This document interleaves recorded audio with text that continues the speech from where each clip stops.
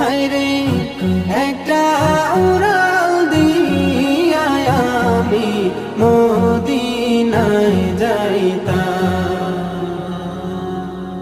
এদিকে সেদিকে ঘুরে বেড়াইতাম মেলিয়া ডানা, যেথায় পড়েছিল নবীর কদমখানা। এদিকে সেদিকে ঘুরে বেড়াই